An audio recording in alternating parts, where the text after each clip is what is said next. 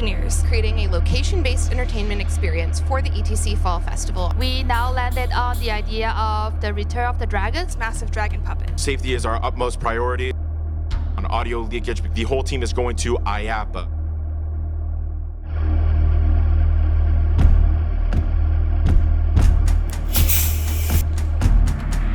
They actually read the scales from. Yep. There are rooms that have the.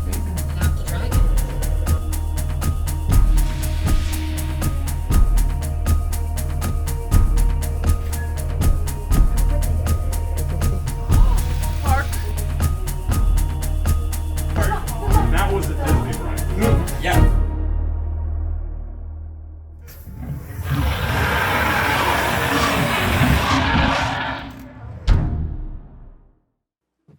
Hello, we are Little Big Engineers. Oh, thank you. My name is Nolan. With me are Lori, Cleo, Kat, and Ivy, and we created Return of the Dragon, an interactive walkthrough attraction for the ETC Fall Festival. Our experience took place in room 2310, which we chose for its size and proximity. We set up a pipe and drape system to divide our experience into district zones in order to prevent bottlenecks. Each zone takes longer than the prior one, and in total, our experience runs about 10 minutes. We were also able to utilize 3 rooms for our post-show adventures: Jessica Hammer's office, a 3rd floor interview room, and a 5th floor visiting faculty office. Now let's walk through the experience and our process in more detail. Our experience began with a queue in the hallway outside of our project room. This is where the guests learn that they are elemental mages, and that with the dragon scales, they may be able to succeed in restoring dragons to the realm. They received their scales through some sleight of hand and proceeded inside. Regarding this interaction and all of them, our guests interact with actors throughout. We recruited 7 people and rehearsed with them in weeks 13 and 14. We gave them the ability to improv and provided them with a world-building Bible so that they could answer guest questions consistently. Then, our guests proceeded into the next zone, the pre-show. In the pre-show room, they will watch a video which tells them about the background story of the realm of Ragnarok, the dragons, and the problem facing dragon and magic. The guests will know that their duty is to revive the dragon eggs and to regain the dragon's trust. The production of the video is a semester-long process, which starts from the storyboard and then to the final version with our original soundtrack. We also adjusted the script to deal with the sound leakage problems. After consulting with Jesse, Chris, and Dave, we found out that the sound leakage problems is inevitable, so we adjusted our script so that it makes sense that multiple groups of guests and the dragon already exist in the room.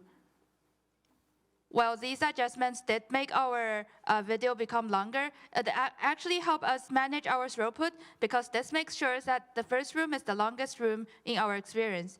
And also from our survey results, most guests are still satisfied with this length. Then our guests proceeded into the tutorial zone. The guests learn how to harness the power of fire, water, and air under the tutelage of an Elemental Guild member. They tapped their scales on the Elemental Guild sigil, seen here, to activate each element. This section of the experience runs on fidgets hidden inside these boxes, which are engraved with the Elemental sigil. We prioritized testing the fidgets and RFIDs early, and experimented with different ways of hiding the fidget hardware that would not affect the RFID read distance. Ultimately, we used these laser-cut, hardboard composite boxes. Our playtests also help us refine the structure of these first 2 zones. We realized that the elemental magic experience was quite short and would create a bottleneck. So we removed physical barriers between the zone and the previous one and would only let in 1 group for both zones. This removed the bottleneck, so despite decreasing our throughput, this change was worth it. Then, our guests proceeded into the Dragon Temple to solve an ancient riddle. In this area, the dragon eggs have been preserved and locked into these cages for millennia. Since their mother was summoned that night to the temple, the guests needed to revive the eggs immediately by matching the egg's elemental symbol to the corresponding elemental magic indicated by the riddle. When guests successfully figure out the combinations, reed switches behind the puzzle combined with the information from the RFID reader will change the lighting and the sound, and ultimately, when all three combinations were solved, a solenoid lock in each of these cages freed the eggs from their slumber. Playtesting was particularly important for the puzzle, starting when it was just a cardboard prototype in Hunt Library to a refined prototype at Playtest Day to our final wooden version that you see here and that we saw at our throughput stress test. Through these playtests, we were able to refine the difficulty of this puzzle. For throughput reasons, our puzzle could not be any longer than 4 minutes to complete, but it couldn't be any shorter than 2 minutes. Our first attempt saw our puzzle being very difficult and an average solve time of about 7 minutes. After 6 revisions, the puzzle solve time ended up at an average of 2.5 minutes, the perfect length for our experience. We also found that at this length, the answer felt meaningful, not just trivial. Then, our guests proceeded through a dark and mysterious hall. As a mage led them into the inner sanctum of the Dragon Temple, the guests heard the dragon roaring. Could it be? I believe so. Yes, bring the eggs. I think it's here. Yes, it's here. Ladies and gentlemen, the elemental dragon. She's enraged. Ivy, she needs her eggs. The egg of water, the egg of fire, and the egg of air. Yes, she's finally at peace. And she's now able to tell us how she works. So our elemental dragon is a 2-person puppet, 1 physical puppet, and 1 digital puppet. The physical puppeteer is responsible for the physical movement of the dragon, as well as the jaw open and close, and the eye blink, which is on a pull string. Our eyelids are connected, so there's no possibility of our dragon winking, and also with the pull string in one hand and the lever in the other, it is possible for 1 puppeteer to control the entire puppet. The puppet is suspended from a pipe and drape unit, meaning that the puppeteer doesn't support any of the puppet's weight, but rather acts as a counterbalance in order to control the dragon head. Our digital puppeteer is responsible for sound and lighting cues. Now, this scene does have some big differences from the version that we presented at Halves. The main one is that the complex puzzle scene then was distracting from the true show-stopping element, obviously the dragon. So we eliminated this puzzle, focused on the puzzle station before the dragon, and made our final encounter an on-rails interaction, focused solely on the dragon and on her eggs. In order that the puppeteers could see without being seen, we had 3 webcams set up in the dragon room. 2 of these were primarily for the digital puppeteer, who used them to see when guests entered the chamber and when guests had put the eggs in the nest, so that they could respond with the dragon cues accordingly. We also had 1 webcam hidden in the dragon's elemental iridescent crown, which enabled the physical puppeteer to see guests in the chamber and respond to guest actions accordingly. This also removed the possibility of the dragon bumping actors or guests, which did occur a couple of times in playtests. Additionally, with a lot of help from the ETCs Dave Perda and CMU Fire and Safety, we were successfully able to construct a jig and hose for an elemental fog machine so that our dragon could breathe fog lit with red light without compromising any safety. We also gave out these post-show scales as giveaways to indicate that the dragon now trusts their guests. We set up the command center in the middle of the room.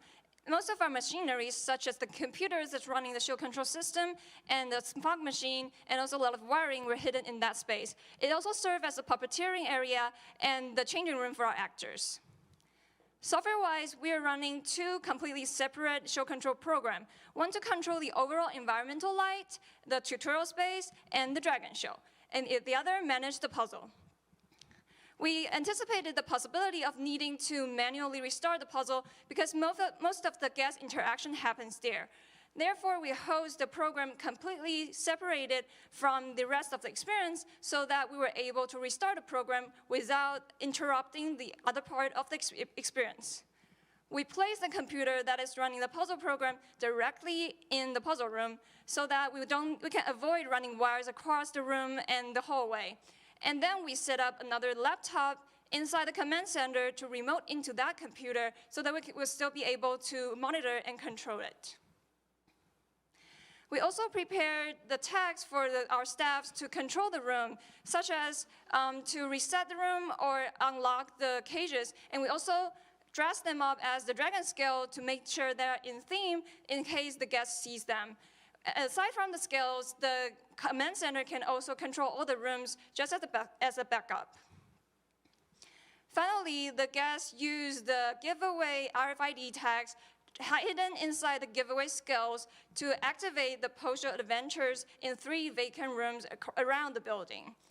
These scales can activate the animation, that is the baby dragons hatching, using their power and flying by tapping to the RFID module running on the standalone Raspberry Pi stations. We also want to discuss elements of our process that extended throughout the whole experience. Starting off with lighting. We lit our experience with a combination of lights, especially these kits we have received graciously from Todd Brown, CMU drama lighting professor. They all came with Gantom DMX lights, which are very lightweight. And we also use DMX lights owned by the ETC. Here is a map of our lighting placement. And as you have seen, the dragon was lit within to show her mood using 5 lightweight Gantom lights. Safety was critical, so we worked with CMU FMS, protected flooring in wet areas, and made safety warning and exit signs. We are proud to report that there were no safety incidents at our event. In addition to editing our story to account for the audio leakage, we also composed an ambient soundtrack, our own original music, and dragon breathing sounds to create a thematic white noise. Each zone also has its own sounds activated by guest interactions, and we're iterated those for moods and levels. The final version introduces a D major chord from the climax of the dragon zone earlier in the puzzle zone to create continuity between the dragon eggs as you place them in the nest, as you just previously saw. The AV system included the TV for the pre-show, the projector for the riddle inside the puzzle area, and webcams for the puppet. None of this needed programming. So Lori, how was Festival? Well, how was Festival? In terms of festival throughput, we were planning for a maximum of 216 guests, or about 54 guests per hour. We ended up hosting a total of 171 guests, or about 43 guests per hour. That's also equivalent to about 11 groups per hour. In hosting 171 guests, we also met our goals to host every guest that queued for our experience, as well as never have a wait time of over 20 minutes. We informed guests of this wait time with a posted estimated wait sign outside of our room and kept that updated in real time throughout the evening. In terms of guest response, here's a quick guest testimonial from our guest from SimCoach. This was incredible. Lord, that was a Disney ride. yeah, that was an experience. Like, even when we got like going through it, like we were like reacting very much so to all this. That was not an animatronic puppet to me. So thank you very much to our guests from SimCoach for that glowing review. And in general, we got very positive feedback from our festival guests. However, not everything is rainbows and magical dragons. On the night of festival, our team did face a few anticipated challenges as well as a few unanticipated challenges. Anticipated challenges, such as specifically needing to reset our puzzle program, were accounted for in our operations design for our experience. However, we met with a few unanticipated challenges as well. In particular, we had one group that was particularly slower than others at completing the puzzle, to the point where our actors had to intervene and stall our next guests in order to keep the experience moving smoothly. Additionally, we learned towards the end of festival that one of our post-show monitors had gone to sleep, even though we had checked the sleep settings on it that morning. Now, it would not have been possible to make this experience without the support of so many other people. It takes a village to build a guild. The Elemental Guild would like to thank our project instructors, Ruth and Shirley, our wonderful alumni consultant, Christine Barnes, our design intern, sophomore Louise Cutter from CMU Drama, our project consultant, Dave, and all of these incredible mages that helped make our experience possible. A special shout out to our actors, Sarah, Joey, Louise, Martina, Marie, Derek, and Yukti, because this project would have not succeeded without them or without any of these people's support. And in closing, we are Little Big Engineers, and we created a location-based entertainment experience that uses large-scale puppetry and RFIDs for the ETC Fall Festival. We are now open for questions.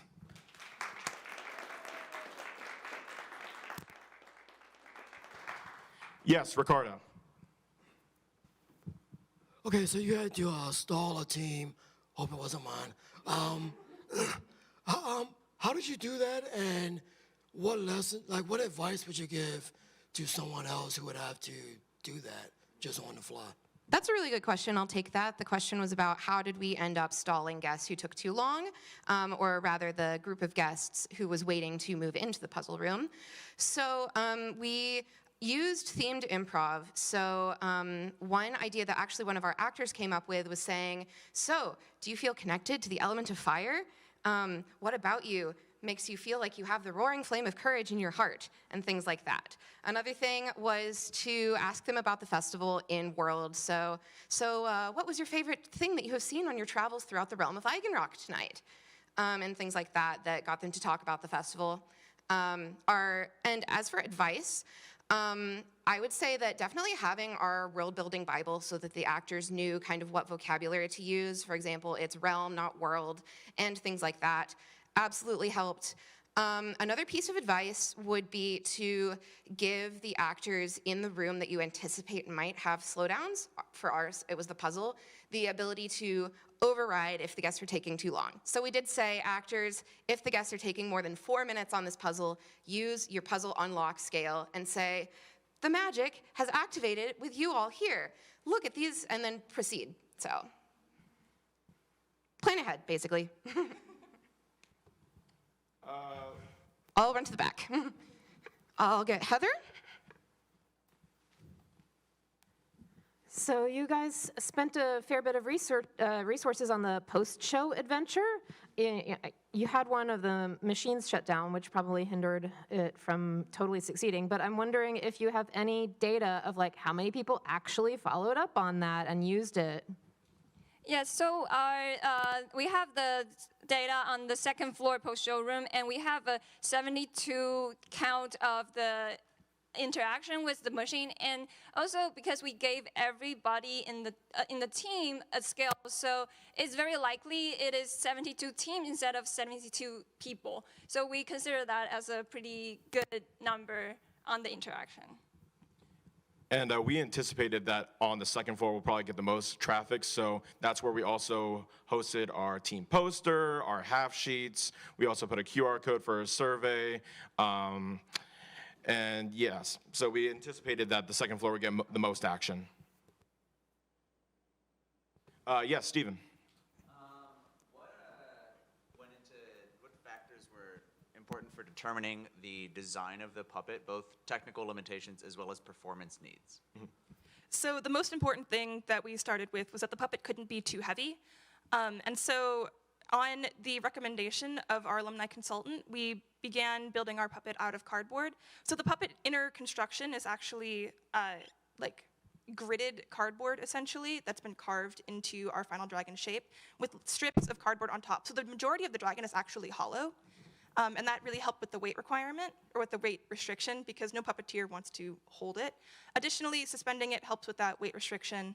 And then in terms of puppet physical design, we actually did not use paper mache because we were afraid it would take too long to dry between layers. And so our entire dragon is paper mached with masking tape. With, of course, liquid latex to service their skin and paint over that.